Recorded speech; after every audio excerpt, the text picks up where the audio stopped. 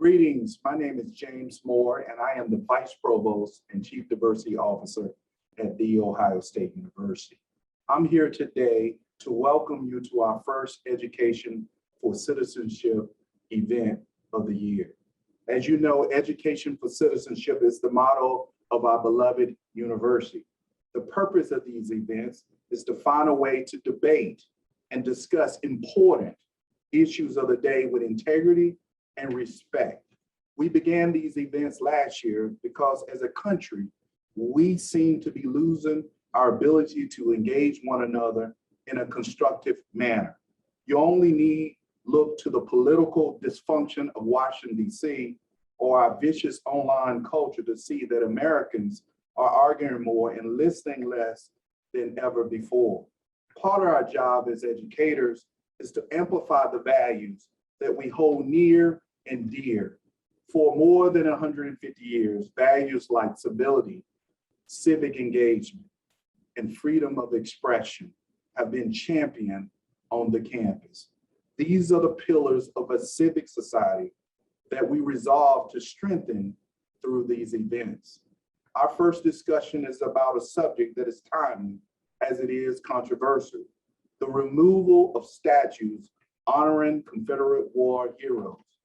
What once seemed impossible became a reality last week in Richmond as the state officials removed a 20-foot statue of General Robert E. Lee from Monument Avenue in the former capital of the Confederacy. The removal of Lee's monument is a part of a bigger movement that has seen about 140 Confederate memorials removed from public spaces in the past 6 years. Joining us today to discuss the monumental changes is Professor Winston Thompson and his doctoral student, Timothy Barczak. They have teamed up to write a paper arguing that there is a civic harm when monuments are displayed that represent an ideology that dehumanize segments of the population. They see it as nothing less than a moral obligation to remove monuments created to honor leading figures of the Confederacy. Leading the conversation today will be moderator, Dr. Jody Patterson, the university's Roy Lichtenstein Foundation Chair on Art History, an eminent scholar on public policy and art. I'm sure it will be a fascinating discussion. Thank you for being with us for our first event. Dr. Patterson, the floor is now yours. Thank you so much, Dr. Moore, and it is a real pleasure to be joining everyone today to open up some discussion and dialogue around what is clearly such an urgent issue in terms of how we decide to work with our shared public spaces. And so, as Dr. Moore has suggested, in today's webinar entitled Monumental Changes, our guests are going to think about Confederate monuments and some of the controversy that arises between those who would like to see these monuments remain in our shared public spaces and those who would like to see them removed. And central to what you're going to hear about today is an argument for the civic harm that is done with having these monuments continuing to exist in our spaces. So it is my great pleasure to introduce to you our two presenters today. So we have Timothy J. Barczak, a doctoral student in the Department of Educational Studies right here at OSU, studying the history and philosophy of education. Barczak's interests surround the economic and social influences and impacts of education, as well as the shaping of education by emerging technologies and networked publics.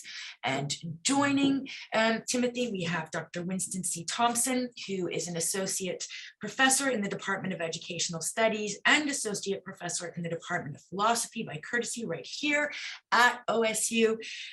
Thompson's scholarship explores ethical, political dimensions of educational policy and practice, his work on justice and the role of education in a pluralistic, democratic society has appeared in a range of different journals: Educational Theory, Philosophy of Education, Teachers College Record, Journal of Philosophy and Education, and so on. building upon a project he initiated as a fellow in residence at the Edmund J. Safra Center for Ethics at Harvard University. Dr. Thompson is currently working on a monograph entitled Justice in the Balance, Revitalizing Politics and Education. So though I can't see any of you out there attending the webinar, please let me extend on behalf of everyone here today a very warm welcome. And there will be a Q&A session afterwards. We'll invite you to put your questions into the chat box. And I now turn the proceedings over to Winston and Timothy. Thank you very much. Jody, thank you so much. This is just such a warm welcome that you've given us. And I also, don't want to overlook the thanks and the gratitude that are owed to Vice Provost Moore and his very wonderful staff who've organized this event and so much more for us through their work there at the Office of Diversity and Inclusion. Again, as has been stated, these are concerns that are certainly timely. Looking at the news, we certainly see headlines that reflect some of the urgency of some of these issues. So I think I can speak on Tim's behalf to some extent, though I don't want to do that too much, very much look forward to engaging the members of this audience in our work. So to that end, let me share with you what we've recently published. Okay, so it's the case that just this year we published this article, Monumental Changes, the Civic Harm Argument for the Removal of Confederate Monuments. And today I'm going to walk us, Tim and I will walk you through, we'll walk you through some elements of this work. Effectively, what we do in the paper is provide a definition of monuments. We talk about precisely what separates a monument from a memorial or from a public statue or a private installation.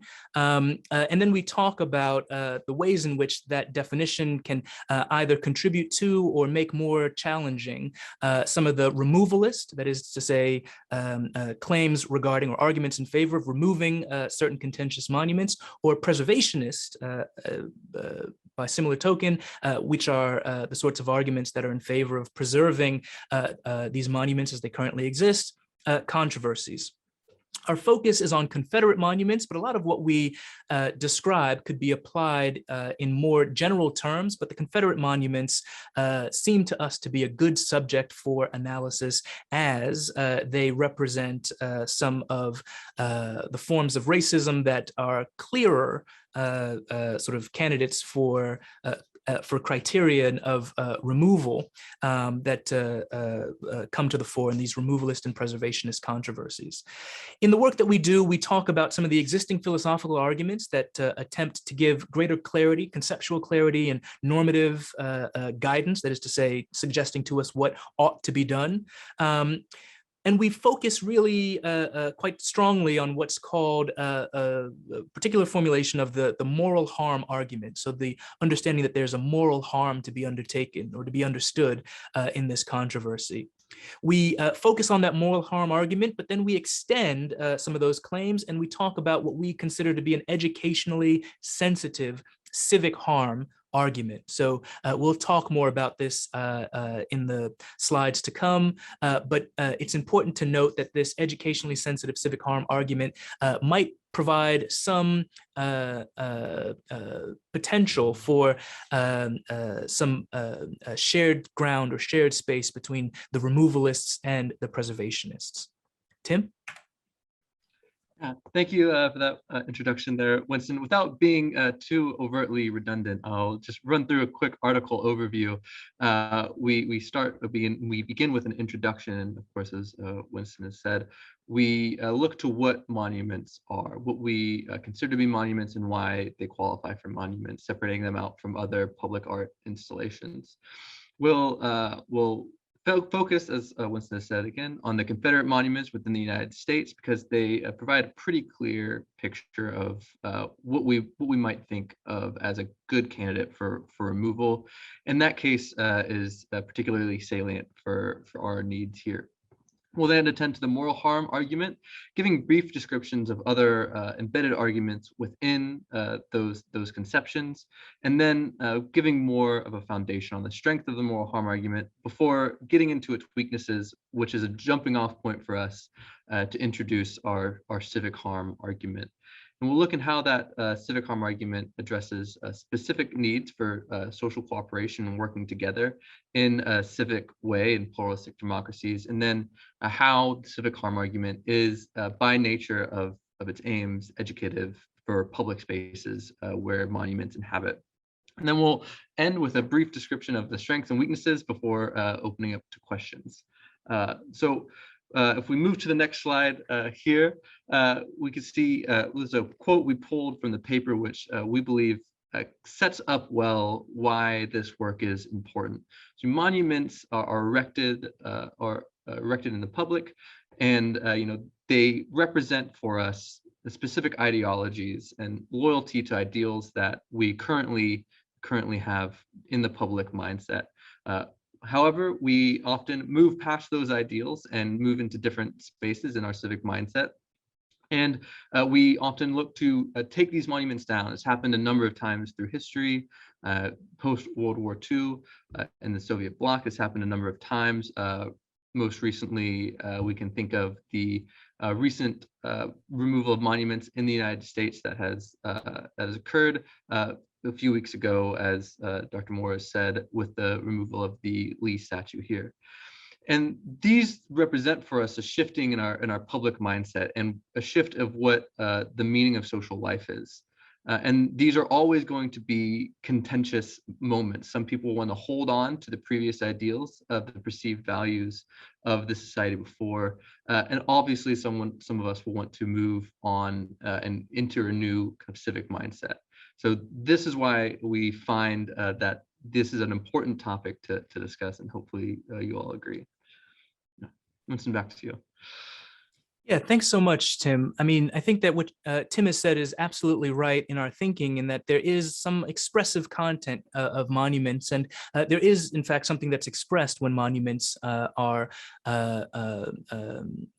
potentially removed, when that conversation begins.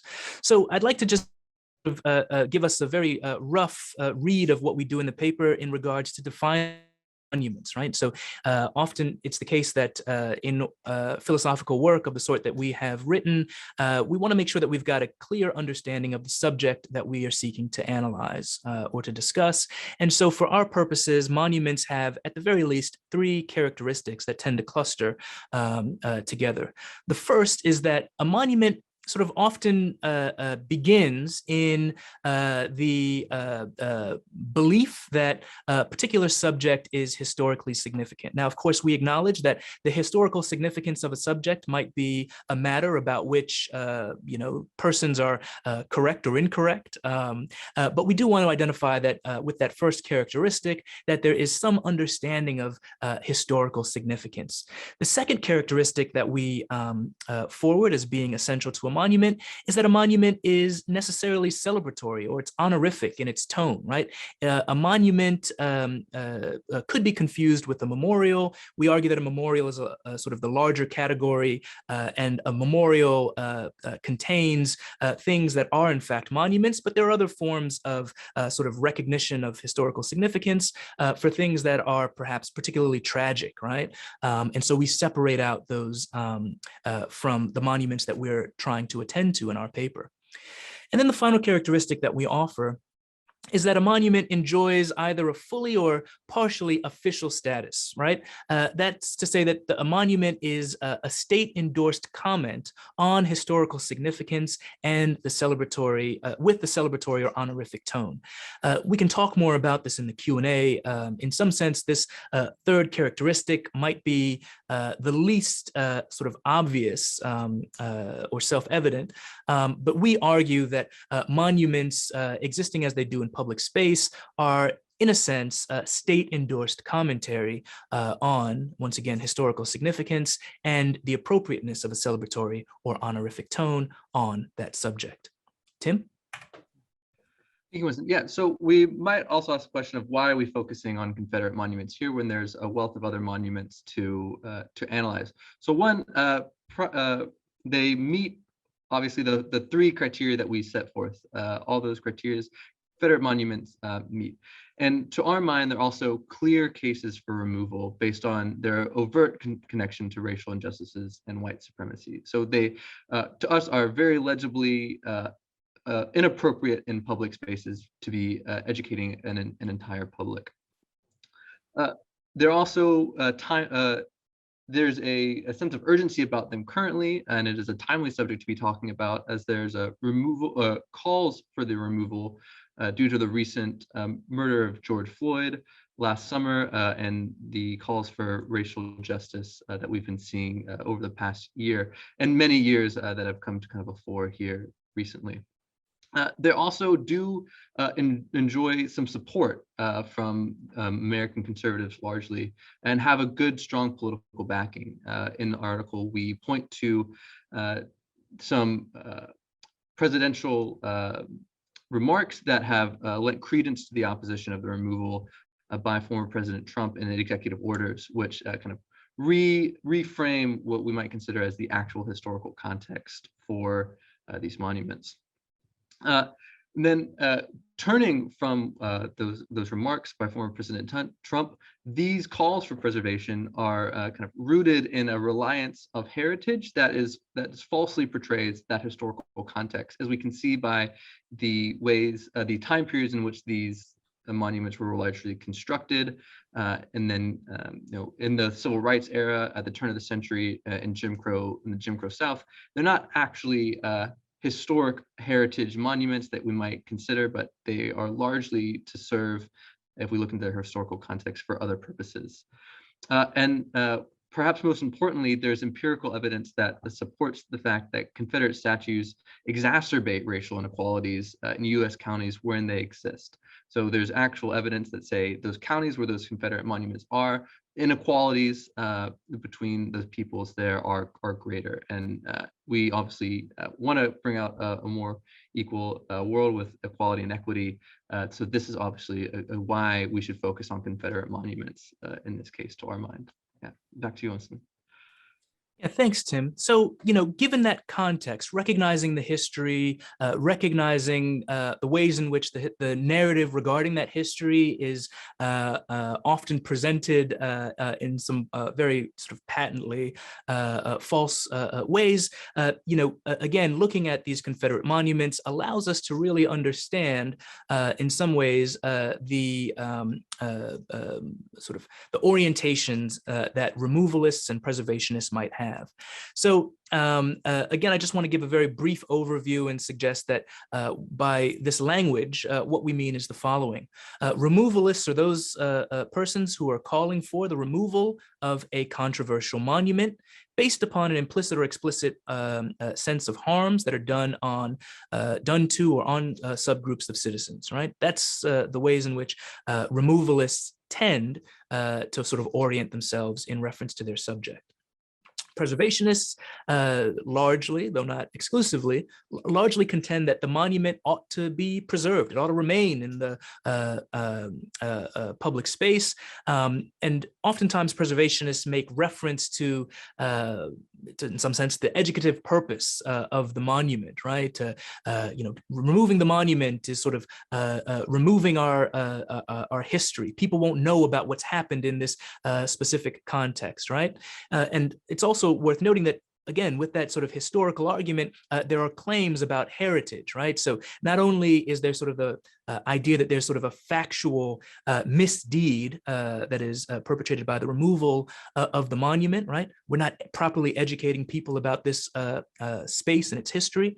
There's also this sense that there's a sort of a cultural loss, right? There's a heritage here that must be taken seriously, and removing this monument visits the educational harm and the cultural heritage harm that sort of is represented by this symbol that is the monument. So this is just, again, a general sense of what's meant by removalist and preservationist in this context. And from here, in our paper, we take a look at what are, to our minds, some of the strongest arguments, philosophical arguments that get advanced in removalist and preservationist arguments. Now, it's not the case that we think that these arguments are asserted by sort of, folks who are on the ground with picket signs, protesting, or, fighting for the preservation of monuments through various legal or political means. Rather, we see these arguments as philosophical arguments that give some real structure to the types of arguments that are made by the persons I've just mentioned. So firstly, we have rights-based arguments. Rights-based arguments sort of have the following form. They begin by stating or suggesting that citizens have a right to have monuments of wrongdoers removed, and that therefore creates a duty that the state must meet, again, to sort of remove that monument. So if there's a historical figure that was celebrated, but we now come to recognize that that historical figure was the perpetrator of a particular type of wrongdoing, let's say in reference to the continued subjugation of particular groups of persons, not recognizing them as human beings of equal status, we might say that, look, we have a right to have this monument removed. Therefore, the state should operate in recognition of that right, says the rights-based arguments.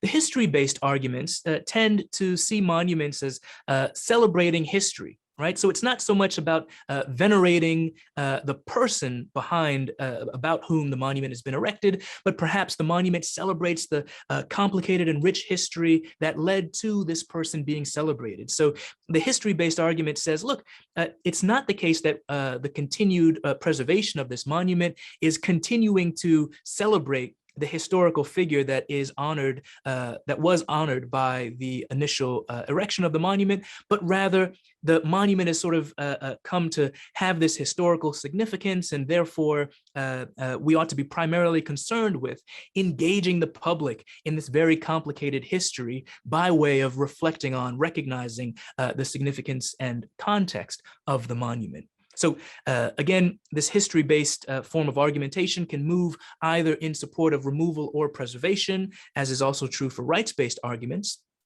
But finally, I want to talk about the justice-based argument. These arguments tend to suggest that societies have something of a duty to move towards justice, right? As societies continue to form and reform themselves, they iterate towards an account of greater justice. And the removal of monuments is in some sense corrective, recognizing that in the past, perhaps a society has failed to live up to its ideals, but in the present moment, we can do a better job of realizing those ideals, like the equality of persons, the moral equality of persons in the society. And so what we might do now is invoke this sort of justice-based account that allows us to think of our society as advancing towards a more ideal form that then would move towards removing these monuments that are in some ways representative of an error in our past. So these are three of the categories of removalist and preservationist arguments that we encounter, and we sort of build upon these, as Tim suggested earlier, towards looking at the moral harm argument. So on our view, we say in the paper, moral harm arguments are a category of arguments regarding the removal or preservation of these monuments that is particularly appealing because it captures a lot of the sort of understandings that people have, again, sort of people who are on the ground working on these issues. It captures a lot of the understandings that people have about what's at stake in having these conversations about these controversial or contentious monuments. It seems that the moral harm arguments succeed, to our mind, in that they do not excessively move away from the views that are voiced by these protesters and advocacy groups. We focus on an argument by Timmerman as being a particularly favorable or legible account of the moral harm argument. And Timmerman basically says that if there's a monument that visits some undue and unavoidable harm on persons, then there's a strong moral reason for its removal, right? So if there's going to be some unavoidable harm, an undue and unavoidable harm that follows from the presence of a particular monument, then we ought to remove it. And if, and Timmerman suggests that this is certainly the case relative to Confederate monuments, if there exists no equally strong countervailing or moral reason that moves in the other direction that would support the preservation of a monument, then we collectively as a society recognized through the legal arms of the state, then we ought to recognize that we are morally obliged to remove that monument. In this case, again, Timmerman suggests that Confederate monuments meet this account. They visit an undue and unavoidable harm on persons through their very existence in the world. And if we consider the other side, there isn't an equally weighty harm that's visited upon those who want to preserve the monument in the case that we were to remove it. Therefore, we ought to move towards removal. In our conception or interpretation and understanding of the moral harm argument, we find that there are some weaknesses that ought to be observed. And again, let me just state that we are generally in favor of the moral harm argument. We think it's a strong argument. In fact, it's the strongest of the four categories of arguments that I mentioned: the rights-based, history-based, justice-based, and this moral harm argument. We think the moral harm argument is the strongest, but it does have some weaknesses.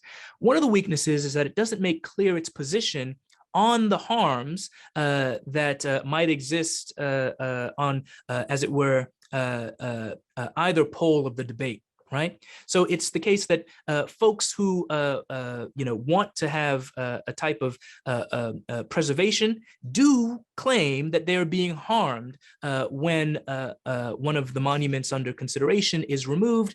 We don't think the moral harm argument does a good enough job of allowing us to identify why it's the case that one of the types of harm is more important to consider than the other, right? Though we recognize and agree with Timmerman in suggesting that the removalist type of harm does seem to be more weighty, the moral harm argument doesn't really give us a strong sense of why that's the case. The moral harm argument is also relatively silent on the way in which we understand monuments as a type of state-sponsored speech, right? Again, you'll recall that our account of monuments recognizes monuments as being official statements about the historical significance and honorific tone relative to that significance. And we don't think the moral harm argument does a good enough job of talking about or helping us think through the state's relationship to the monument. We think that it gives some support for the state's obligation to decrease monument-related harm, that is to say, to work towards removal, if that's the way in which there's going to be these types of this type of harm. But it doesn't give, this argument doesn't give much guidance for understanding how a state ought to responsibly exercise that communicative power of monuments. Said differently, it gives us a negative argument, but doesn't also give us a positive argument, right? We know why states ought to work towards removal through the moral harm argument.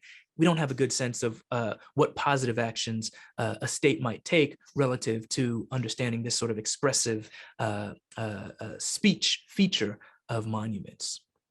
Okay, Tim? So to quickly summarize all of what Winston has said for us here, so there's a few things that we really are looking to make happen within our argument. So the first is that we're looking to offer more specificity and guidance on the type of harms that should be considered in our remove or preserve debate. So what is it that we're really needing to look out for those? And we want participants to be able to weigh these harms of claims more clearly and look for kind of a shared communal harm. So we're picking up kind of this, again, within our civic harm argument, this idea that we share spaces, we're a community that needs to work together, and this shared communal harm is a good place to kind of find common ground. And it is experienced by both, and this is a break the tie, perhaps, way of looking at it.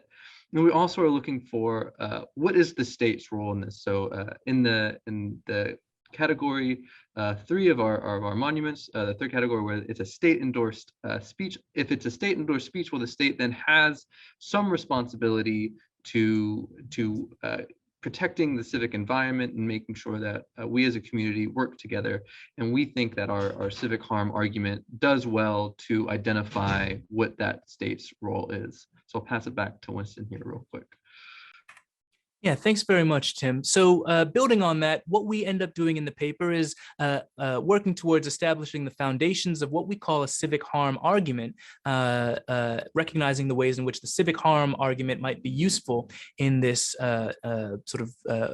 category of discussion. We think that there are civic harms that ought to be observed, and that there are, at the very least, 3 categories of civic harm that are relevant for this discussion. The first category of civic harm is just sort of those direct social and political impacts upon a person that might be deemed as inferior within a civic context. So if it's the case that we have, a monument that is expressing something about history and our relationship to one another, we might recognize that there is something of a civic harm that is direct, that is the direct and social impacts upon those persons who are members of that group. We give an example in the paper about sort of how we might think of this category of civic harm in contexts that are outside of or beyond the scope of only monuments. But we think this category is significant for monuments. A second category of civic harm that we might consider are those epistemic harms that result from what we might consider a miseducation on the status of persons relative to their placement and position within a civic context. We also give an example of how this might be understood broadly, and we think that it applies to the context of these Confederate monuments, but monuments more broadly.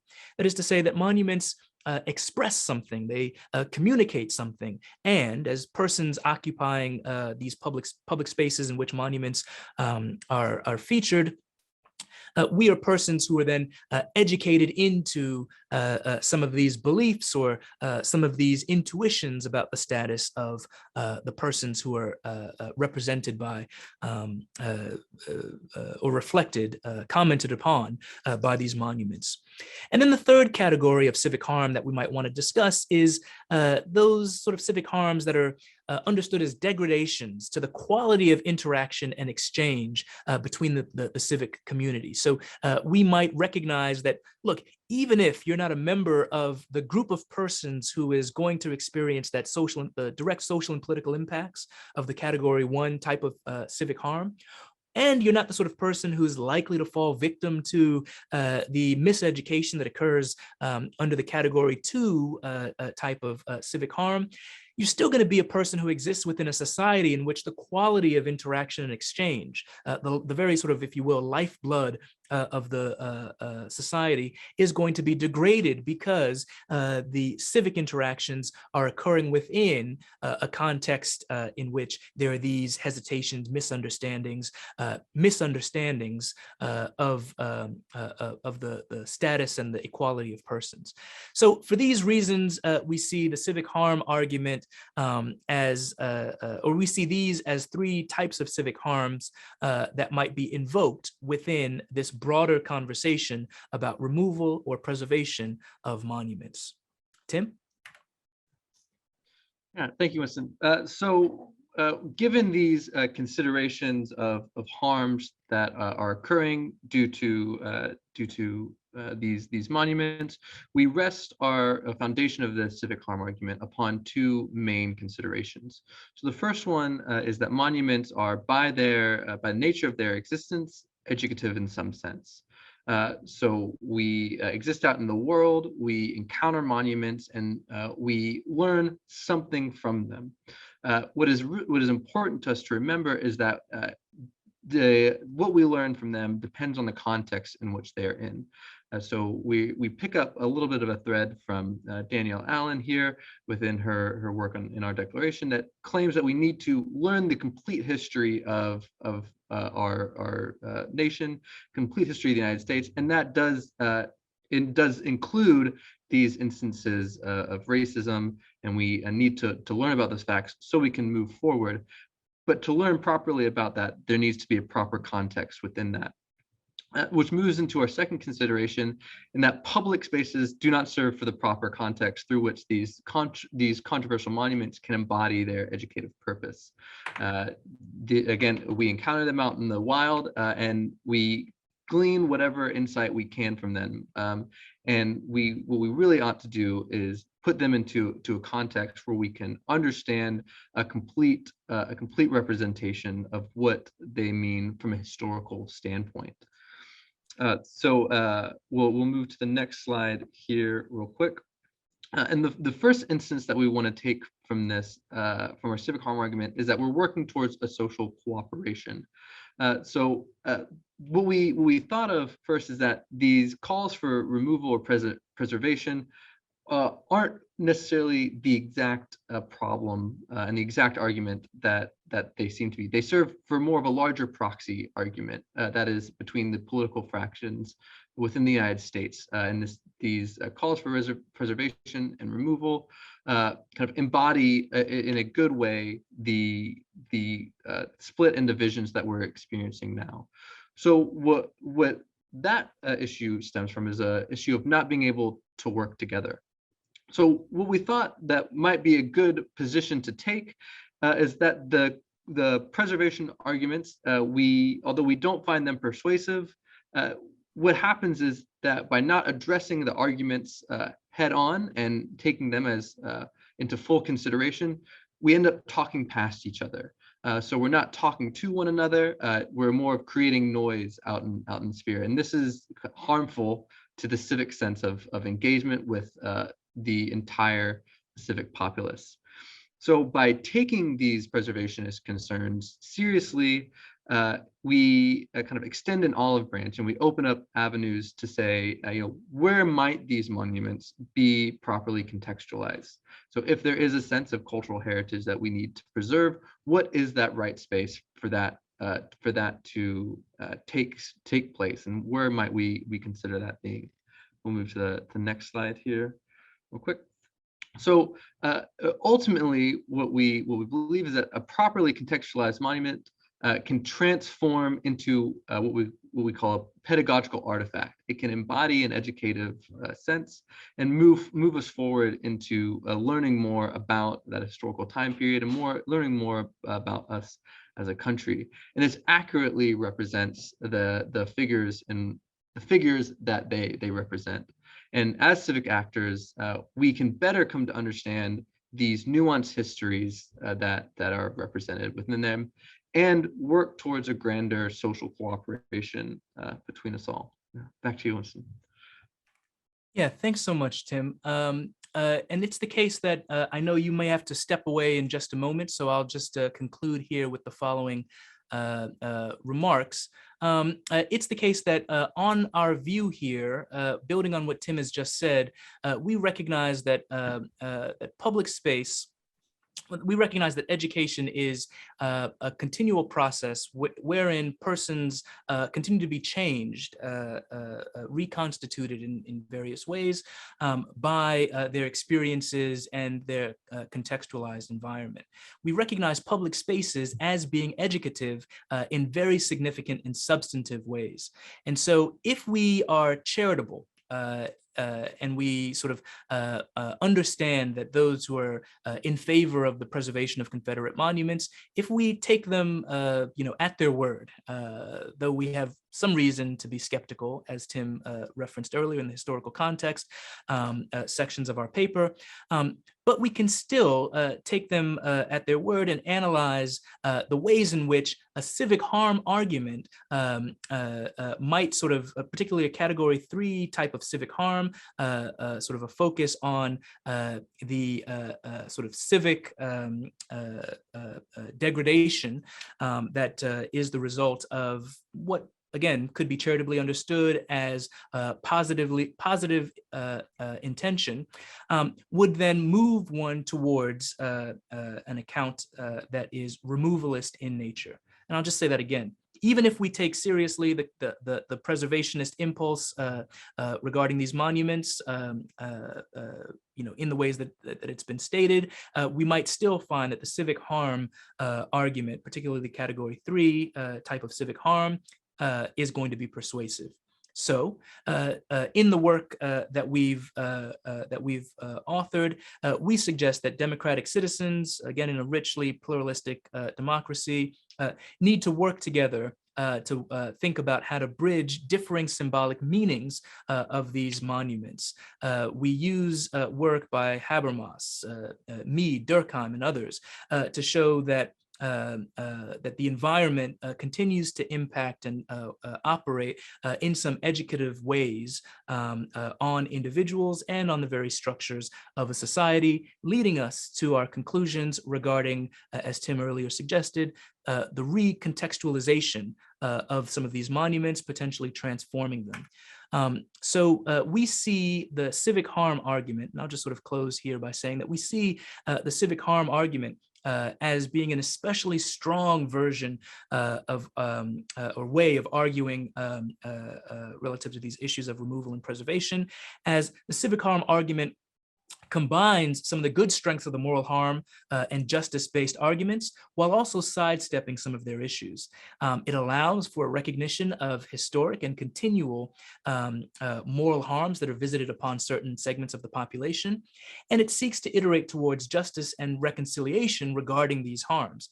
But it also removes the burden of proof that's necessary to demonstrate that one harm is more weighty than another, as we're comparing group harms, right? As the preservationists say that they're also harmed and the removalists note that they're being harmed. The civic harm argument says, well, look, we're both harmed to some extent because of the, to use the term invoked earlier, the noise, right, in the civic space, right?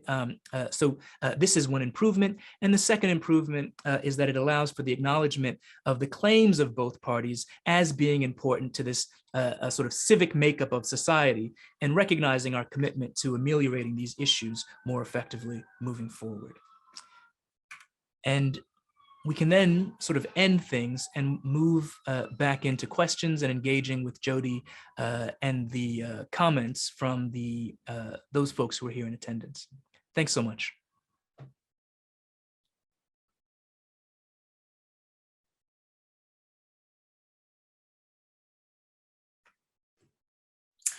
Thank you so much, Winston and Tim. As is only appropriate for people working in educational studies, Winston mentioned that Tim will have to leave us shortly. He has to depart around 12:45 to dispatch himself to teaching, which is exactly what one might expect to be doing. Okay, so thank you for walking us through not only the extant arguments and the philosophy behind those arguments, but also where your own work is situated and how you're trying to take into consideration all of these various perspectives, and that that very close grade reading and walking us through, I think is super helpful. I have lots of questions, but one of the ones that's coming up through the chat, and I would like to invite people to participate in that way, again, is something that's right in the forefront in terms of newsworthiness. So your argument and your account of how public spaces and we might deal with these Confederate monuments, suggests that the monuments are a kind of state speech and utterance that the state is supporting. So this notion of the state, we seem to have a lot of responsibility placed there in terms of what happens to the monuments. So then a question that's coming up, in which I agree is really important. What do we do? And I think, it's fine to state this explicitly. There are still states that hold or that seem to support racist views. And if the responsibility for education, for contextualization rests in their hands, and at one and the same time, we see those states perhaps supporting a preservationist side in this argument, the importance of heritage and historical significance, and yet supporting, something that's not teaching critical race theory in our schools, okay? So how do we bring those two perspectives, which are evidently contradictory? Where does that leave the state, the monument, and then the citizens? How do we, grassroots people, what can we do to put some of your arguments and some of your perspectives into action? Yeah. So, Jody, thanks so much for articulating that question in the way that you have, because it's such a rich invitation to consider some practical concerns and considerations of the argument. And it's also a very nice invitation to me to clarify slightly in some ways. So one way of understanding our invocation of the state is to understand us as talking about individual states of the US, right? Florida, Georgia, Tennessee, New York, the great state of Ohio, right? Our favorite. That's not quite the way that we intended the use of the term. We were referencing the state sort of in the broad sense to serve as a way of understanding the public as it is formalized through legal mechanisms, right? Now, with that understanding, which I suspect is the understanding that you had, but I was clarifying, of course, for all the folks who are listening, but with that understanding, one might then ask oneself, well, what do we do when the public, right, holds racist, sexist, homophobic, transphobic views, right? Let's imagine that we have a population in which the majority of the persons within that population hold these views, such that in some sense, when we reflect on the role of the state or the mechanisms or the actions of the state, it might be right to say that if the state is meant to be the representative of the will of the people have a will, right, for some persons to be subjugated, right, or to be recognized as having an inferior or subordinate status. Now, the account that we are operating on is, again, and Tim may have mentioned this earlier, or perhaps I did, I'm uncertain of which of us put this forward. The account that we have of a liberal pluralistic democracy is a democracy that is characterized by difference, right? So it's democracy that's pluralistic, difference regarding the values, ways of life, histories, priorities, etc. Right? So it's a pluralistic democracy. It's a liberal democracy. And by that term, I don't mean to invoke partisan politics, but to invoke something of a recognition that the society ought to be structured in such a way to allow for the widest range of that diversity and that difference to be respected and protected to the extent that doing so doesn't visit undue harms upon others, right? So even if we find ourselves within a moment in our history in which the vast majority, or maybe even just a marginal a very slim majority of persons within a society think that, some group of or segment of the population is deserving of an inferior status, the structures that we set into place guarantee a certain degree of protection of those for those persons, such that, again, the state, as the representative of the will of the people, must also represent the ideals of the people, even if in a particular moment the people aren't living up to those ideals. So all that is to provide some context to say, look, even if we've got folks who are explicitly and enthusiastically racist, there's still a claim to be made. And we think that the civic harm argument allows us to make that claim in a relatively compelling way. There's a claim to be made that even those persons who are denigrated by their compatriots ought to be protected by the state, and one way that the state ought to protect them and the vision of what the state, what the society can become, is to remove the monuments that are degrading the civic context in which we all encounter one another.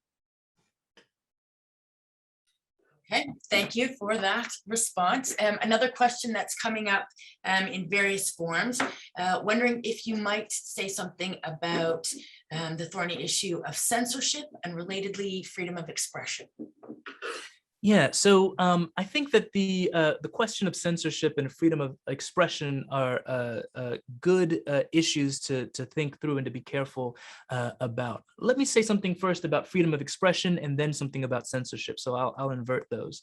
And I should have said, and I apologize for not saying earlier, that Tim and I agree on very many things, as is the case. We've written this paper together, but we may have some disagreements about the justifications for some of the things that we have presented to you today. And so in my explication of some of the finer points and details of our argument, I just want to take full ownership of everything that I'm saying.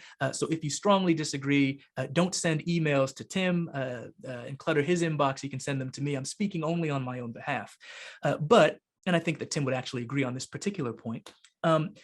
On the subject of freedom of expression, I think that, one thing that's often overlooked, and I don't expect that the question asker is overlooking this, but one thing that's often overlooked is that freedom of expression is not sort of infinite, right? It's not the case that because we have freedom of expression, we are then allowed to engage in all manner of expression in any way, at any time that we want, right? You can't sort of, you can't threaten people. You can't promise that you're going to visit violence upon them. You can't, the classic example, of course, is that you can't yell fire in a crowded movie theater. For those of you who remember movie theaters and going out to the cinema. And there are reasons for these limitations, of course, on expression. Freedom of expression needs to be responsible. And so, if we're thinking about individuals having the freedom of expression, we've got to have those caveats in place. Now, you'll recall that the way that we understood monuments is that we understood monuments as being a form of government speech. And the government doesn't have freedom of expression in the ways that that individuals have that sort of right protected here in the US, right? And so governmental speech or state speech is of a different sort. I'm not going to get into the details. I think it would be undesirable and unattractive for this venue, but for those who are interested in taking a look at the paper, it's published in the Journal of Philosophy of Education. And in the paper, we sort of spend, I think, just a very quick paragraph looking at a Supreme Court case that we think establishes the view of public monuments as a form of government or state speech. I won't say very much more about it, but I do think that that Supreme Court decision, which I believe was 2008, is useful for clarifying a bit of this. And then to the point that is mentioned about censorship, I don't think that the claim of censorship ought to be extended to the government as is the case for what I said about freedom of expression. I do think that there are some views that ought not exist within the public within public space without context. I think that is the responsible approach to thinking about the harms that are caused to others. Okay, thank you.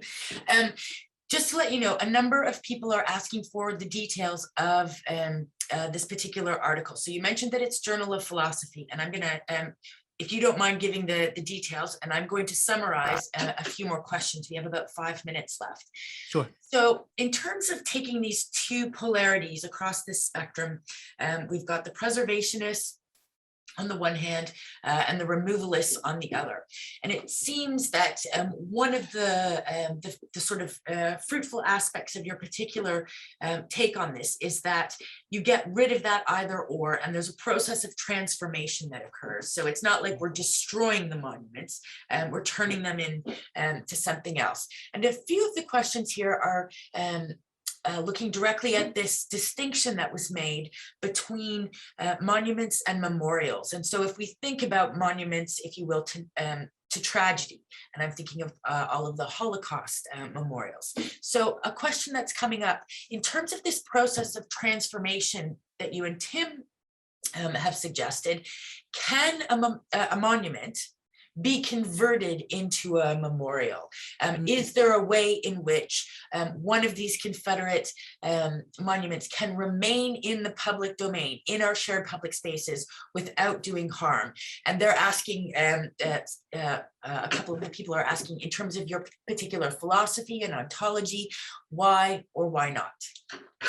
Thanks so much, Jody. That's really terrific. I'll first comment on the location of the article for those who are interested. It was published this summer in the Journal of Philosophy of Education, which is a British journal and is the sort of official arm of the Philosophy of Education Society of Great Britain. Again, our argument is educational at its core, looking at monuments as sort of a form of public pedagogical practice. So let me just attend to what you've so nicely laid out here for us, Jody. The idea of transformation. Yes, central to our claims is the notion that these monuments, which are objectionable in certain ways, can be transformed. And we see that transformation as a move to sort of take the monument and to turn that monument from sort of an artifact into a pedagogical research or a resource of a certain sort. So we recontextualize, and by so doing, we can transform. Now, to the question of the transformation of a monument into a memorial, we haven't addressed that in the paper. So here, I'm really only speaking on my own behalf because I've not talked with Tim about this. But it is my view that this could happen in two ways. One, it could be the case that it could happen without intent. Right. So let's imagine that we have a monument to a particular figure, right? And we're celebrating this figure.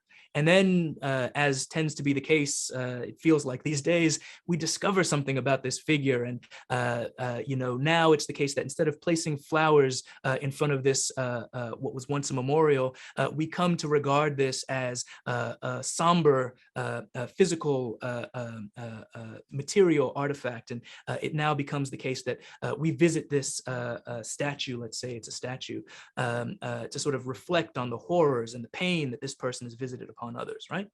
So that no one has sort of done the work of transforming, but the transformation is sort of done by all of us collectively. So in that way.